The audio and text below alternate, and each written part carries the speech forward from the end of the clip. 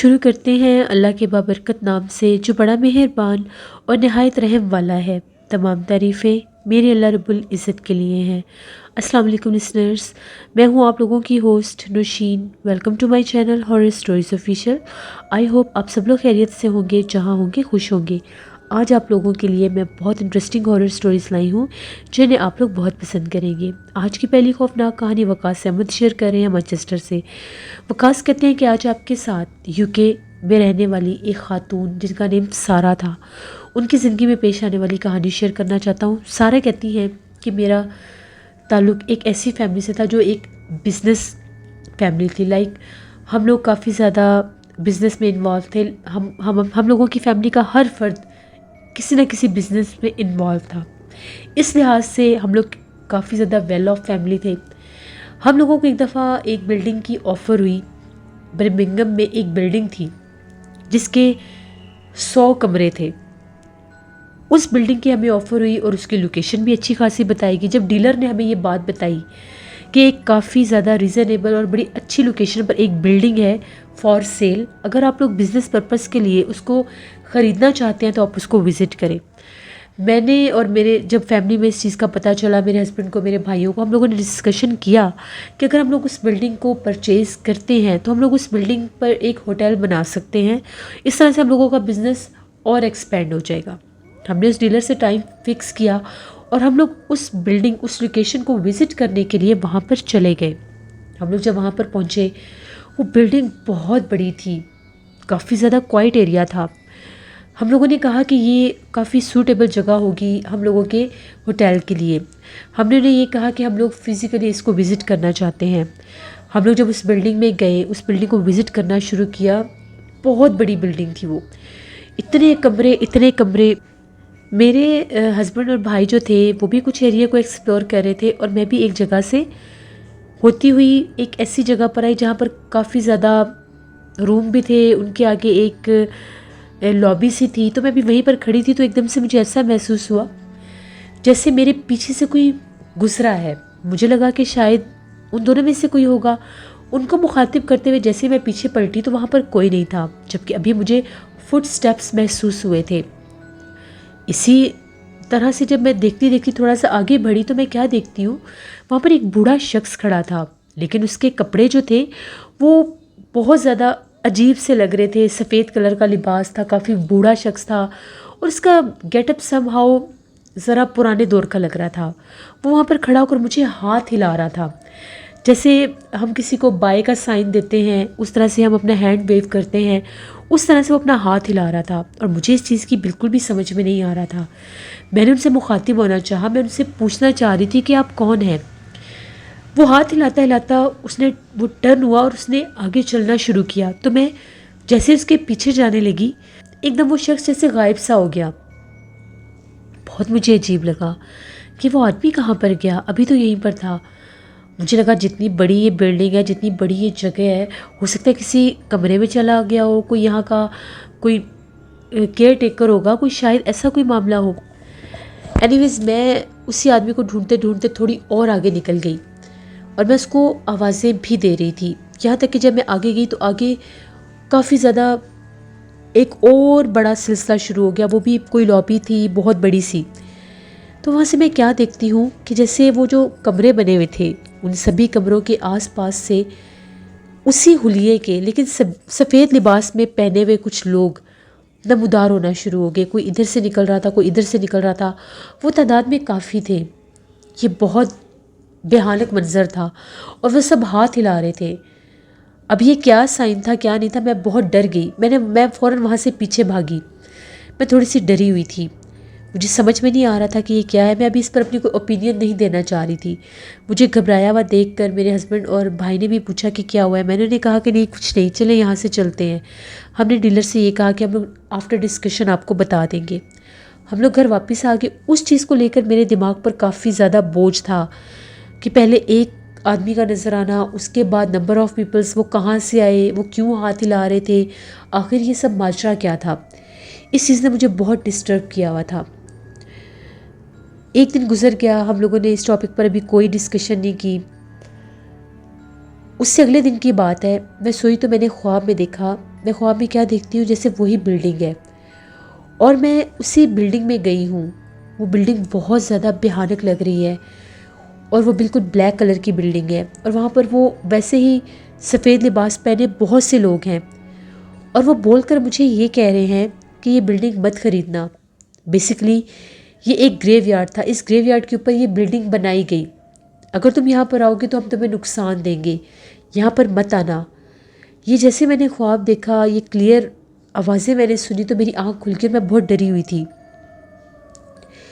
इस ख्वाब का जिक्र जब मैंने किसी साहिब इल्म से किया तो उनसे डिस्कस किया तो उनका ये कहना था कि ये बेसिकली तुम्हें एक मैसेज था। सम टाइम कोई ऐसी जगह होती है जहाँ से हम होकर आते हैं तो वहाँ पर कुछ ऐसी मखलूक़ात होती हैं जो थ्रू ड्रीम ख्वाब के ज़रिए इंटरप्रिटेशन करते हैं, हमें अपना मैसेज कन्वे करते हैं। अगर वो जगह हमारे लिए ठीक होती है तो हमें उससे अच्छा साइन, उससे रिलेटेड अच्छा साइन मिलता है। अगर वो जगह हमारे लिए ठीक नहीं होती, कोई ऐसी कोई हॉन्टेड प्लेस होता है जहाँ पर हमें नुकसान हो सकता है, तो उससे रिलेटेड हमें सम टाइम कोई ऐसा ख्वाब भी आ जाता है। तो उनका यही कहना था कि आप उस जगह को बिल्कुल भी मत लें। हमने वो जगह तो नहीं ली, लेकिन उसके बाद हम लोगों ने उस जगह के बारे में कुछ इन्वेस्टिगेशन करवाई तो पता ये चला कि किसी दौर में ये एक कब्रिस्तान था। उस कब्रिस्तान को मिसमार करके, उसको ख़त्म करके यहाँ पर ये बिल्डिंग बनाई गई और वो बिल्डिंग इस हद तक का सिलसिला थी कि वहाँ पर कोई भी पर्पस, किसी भी पर्पस का बिज़नेस वहाँ पर रन आउट नहीं किया गया। फिर हम लोगों ने यही बेहतर समझा कि हम लोग उस जगह को ना लें। हम लोगों ने ये भी अच्छा महसूस किया कि हम लोग वहाँ पर नहीं गए। पता नहीं अगर हम लोग उस बिल्डिंग को ख़रीद लेते तो पता नहीं हमारा कितना नुकसान होता। तो ये एक स्टोरी थी जो वकास ने सारा की शेयर की। बहुत शुक्रिया वकास साहब का। बढ़ते हैं एक और ख़ौफनाक कहानी की तरफ। ये ख़ौफनाक कहानी आकिब शेयर कर रहे हैं कराची से। आकिब कहते हैं कि आज आपके साथ अपनी ज़िंदगी में पेश आने वाली एक बहुत ही ज़्यादा ड्रावनी कहानी शेयर करना चाहता हूँ। आज से 5 साल पहले की बात है। मैं एज अ प्रॉपर्टी डीलर काम किया करता था। एक रियल इस्टेट ऑफिस था, वहाँ पर मैंने अभी उनके साथ काम करना शुरू किया था क्योंकि मैं इस काम को अभी सीख रहा था। वहाँ पर काम करते करते मुझे 3 से 4 माह हो चुके थे। मैंने बहुत से हाउसेस की मैंने डीलिंग भी करवाई, उनको कैसे विज़िट करते थे, कैसे पार्टी को दिखाना होता था, वो सब मुझे अब पता चल चुका था। एक दोपहर की बात है, गर्मियों का मौसम था। हम लोग ऑफिस में बैठे हुए थे और आज बहुत ज़्यादा गर्मी थी। मुझे मेरे जो बॉस थे उनका मुझे फ़ोन आया और उन्होंने मुझे ये कहा कि ये एक लोकेशन है, वहाँ पर जाकर आपने एक घर को विज़िट करना है। वो घर अभी खाली हुआ है फॉर रेंट पर्पस। उसको एक दफ़ा आप विज़िट करके आए, उसके बाद फिर उससे हम लोगों को रिक्वायर्ड जो फैमिली मिलेगी जिसकी रिक्वायरमेंट के मुताबिक होगा, फिर हम ये घर उनको रेंट आउट करवा देंगे। मैंने उन्हें कहा कि ठीक है। जब उन्होंने मुझे एड्रेस दिया तो वो गुलशन हदीद का था। मैं उस तरफ जब गया, उस घर को ढूंढते ढूंढते मुझे थोड़ा सा टाइम लग गया। वो एक बंद गली में एक घर था, वहाँ पर और घर भी थे लेकिन वो गली एक साइड से बंद थी, एंड कॉर्नर से वो गली बंद थी और वो बिल्कुल उसका लास्ट वाला ही मकान बनता था। उसके सामने एक खाली प्लॉट भी था। वहाँ पर मैं पहुँचा, उसके ऊपर ब्लैक कलर का गेट लगा हुआ था। डबल स्टोरी में वो घर था। घर काफ़ी ज़्यादा बड़ा था। खैर मैंने उस घर की मुझे कीज़ अवेलेबल कर दी गई थी हमारे ऑफिस से ही, क्योंकि जो भी जिनका घर होता था फॉर रेंट पर्पज़ और फॉर सेल पर्पज़, तो वो आकर अपनी हम लोगों को अपने घर की चाबियाँ दे जाया करते थे। हम लोग वहाँ पर जाकर विज़िट करने के बाद फिर उनसे रब्ता करते थे कि घर हमने देख लिया, अब आप आके अपनी कीज़ ले जाएँ, जैसे ही हमें कोई पार्टी मिलेगी तो हम उसको दिखा देंगे। जैसे मैंने उस घर को खोला, उस घर को खोल कर मेरा बाइक बाहर ही खड़ा था। घर के अंदर जब मैं दाखिल हुआ तो सामने बिल्कुल एंट्रेंस डोर था। वहाँ से मैं जब अंदर एंटर हुआ तो वहाँ पर 6-7 कमरे थे। सेंटर में एक बहुत बड़ा सहन सा बना हुआ था और इसके चारों तरफ वो कमरे ही कमरे थे। अजीबोगरीब सी बिल्डिंग लग रही थी। 3 तरफ से उसकी स्टेयर्स ऊपर जा रही थी। उसी सहन से 3 तरह से 2-2 कमरों के सेंटर से स्टेयर्स ऊपर जा रही थी। मैंने फ़र्स्ट टाइम ऐसा घर का मैंने नक्शा देखा था, स्ट्रक्चर देखा था। खैर मैं उस घर को भी देख ही रहा था। मैंने एक कमरा खोला, ऐसे लग रहा था वो घर जैसे बरसों से खाली है। इतनी मिट्टी की तहें थी, कुछ फर्नीचर भी टूटा फूटा पड़ा हुआ था। मैंने 1-2 कमरे देखे। अभी मैं एक तीसरे कमरे में जब मैं गया, वहाँ से मैं बाहर निकला तो मुझे ऐसा लगा जैसे शहर में किसी ने कोई चीज़ फेंके, जैसे कोई पत्थर गिरता है। दोपहर का टाइम, पीछे पलट कर देखा तो सहन में एक पत्थर पड़ा हुआ था। मुझे बड़ा अजीब लगा, ये पत्थर किसने फेंका है। उस कमरे का दरवाज़ा भी खुला हुआ ही था। उस पत्थर को देखने के लिए जैसे मैं सहन में आया तो नॉर्मली जैसे कोई चीज़ छत से गिरती है तो हम लोग ऊपर देख लेते हैं। मेरी नज़र ऊपर पड़ी तो जैसे अब कमरे नीचे थे वैसे ही कमरे ऊपर भी थे। तो मैं क्या देखता हूँ कि एक कमरे में खिड़की में जैसे एक औरत खड़ी है। बहुत उसके बाल जैसे बिखरे हुए बाल हैं, काले रंग के कपड़े हैं, बहुत बड़ा चेहरा था। मैं बहुत डर गया कि इसको तो मैंने आकर खोला है, तो ये भला ये औरत कौन हो सकती है। बिल्कुल मेरे सामने वो खड़ी हुई थी। मैं बहुत खौफजदा हुआ। मैं भागता हुआ सीढ़ियों से ऊपर गया। 3 तरफ से सीढ़ियाँ थी। मैं जिस कमरे के कॉर्नर पर था मैं उसी कमरे की तरफ से ऊपर भागा। तो वो कमरा यानी जिस तरफ से मैं आया था उसके सामने वाली रो में वो कमरा था। उस तरफ जब मैं वो बरामदे से होकर उस कमरे में गया, मैंने कमरे का दरवाज़ा खोला, वहाँ पर कोई भी नहीं था। मैं बहुत डर गया। तभी मुझे नीचे वाले पोर्शन से एक बहुत बहुत ऊंची चीख सुनाई दी, वो भी जैसे किसी औरत की चीख थी। बस वो चीख सुनने के बाद मैं वहाँ पर 1 सेकंड भी नहीं रुका। दोपहर का टाइम और ये मेरे साथ माजरा हुआ। मैं वहाँ से जल्दी से बाहर निकला। जो कमरे खुले थे मैंने उनकी परवाह नहीं की। मैं वहाँ से निकला, मैं ऑफिस में आया। मैं बहुत डरा हुआ था। मैंने आकर बॉस को सारी बात बताई और मैंने उन्हें ये कहा कि ये कोई आम मामला नहीं है, ये हॉन्टेड घर है। जिस लोकेशन पर ये है उसके सामने एक बहुत अजीब सा प्लॉट है जहाँ पर कुछ जले हुए दरख्त भी हैं। और जो कुछ उस घर में हुआ मैंने उनको ये बात बताई और मैंने उन्हें साफ कहा कि आई एम सॉरी, मैं इस घर की डील में नहीं आऊँगा, ना ही मैंने उस घर में दोबारा जाना है। आप उसकी डील करवाना चाहते हैं, आप उस घर को रेंट आउट सेल आउट करना चाहते हैं, आप करें, क्योंकि मेरा स्ट्रॉन्ग बिलीव है जिन्नात पे और वो घर आसेबज़दा है। जब उन्होंने मेरी बात सुनी, वो जानते थे कि मैं पूरी ईमानदारी से काम करता हूँ। उन्होंने ये कहा कि ठीक है, अगर ऐसी कोई बात है तो हम लोगों के इदारे का एक नाम है, हम ऐसा कोई भी रिस्क नहीं लेते जिससे हमारा कस्टमर ख़राब हो।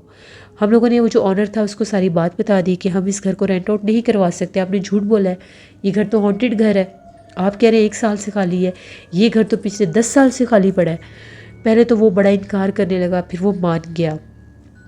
उसने ये कहा कि ये 2 प्लॉट खाली थे इस बंद गली के। एक प्लॉट हम लोगों ने ख़रीद लिया, हम लोगों ने यहाँ पर घर बना लिया। अभी हम लोग इस घर में शिफ्ट ही हुए थे, तो इस घर में शिफ्ट होने के बाद ही अजीबोगरीब वाक़यात शुरू हो गए। वाक़यात ऐसे शुरू हुए कि हमें यहाँ पर एक औरत दिखाई देती थी। वो औरत बहुत ज़्यादा भयानक थी। वो कहाँ से आती थी, वो कहाँ जाती थी, वो कहाँ पर रहती थी, हमें नहीं पता। वो उस पूरे घर में चलती फिरती थी और वो सेम टाइम पर घर के सभी अफराद को नज़र आती थी। अगर वो एक कमरे में दिखाई गया, वहाँ से बंदा चीख मार के बाहर भाग गया, तो वो दूसरे कमरे के बंदे को भी दिखाई दे रही है। तो हम लोग उस घर में 10 दिन भी नहीं रह सके। सामान भी उसी घर में रह गया और हम लोग उस घर में 10 दिन भी नहीं रह सके। हज़ार कोशिश की कि उस घर को रेंट आउट कर सके, उस घर को सेल आउट कर सके। 1 से 2 बार ये घर रेंट आउट भी हुआ, लेकिन यहाँ पर कोई आबाद नहीं हो सका। हम लोग नहीं जानते वो कौन है, वो क्या है, वो कोई चुड़ैल है, कोई आफत है, कोई बदरू है, कोई जिन्नात है, लेकिन वहाँ पर वो मखलूक बिल्कुल मौजूद है। ये एक स्टोरी थी आकिब की जो आकिब ने शेयर की। आकिब कहते हैं फिर वो ऑनर वहाँ से अपनी कीज़ लेकर चला गया। उस घर का बाद में क्या हुआ हम लोग नहीं जानते। बहुत शुक्रिया आकिब आपका। जैसे ये थी आज की हॉरर स्टोरीज़। आई होप आप लोगों को पसंद आएंगी। आप लोग भी अपनी हॉरर स्टोरीज़ शेयर कर सकते हैं डिस्क्रिप्शन बॉक्स में दिए गए ईमेल ID noshinbreak57@gmail.com पर। इसके अलावा आप लोग मुझे कमेंट बॉक्स में भी स्टोरी शेयर कर सकते हैं। अपना बहुत सा ख्याल रखिएगा। अपनी ढेरों दुआओं में मुझे मेरी फैमिली को ज़रूर याद रखिएगा। Thank you for watching. Stay blessed. Allah निगहबान।